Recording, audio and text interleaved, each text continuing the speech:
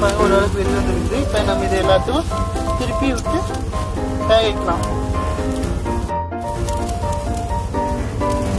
பாருங்க எல்லாமே ஓரளவுக்கு பொன்னிறமாக வெந்துருச்சு. அது நல்ல மதமாக்குவோம் வெந்துருச்சு.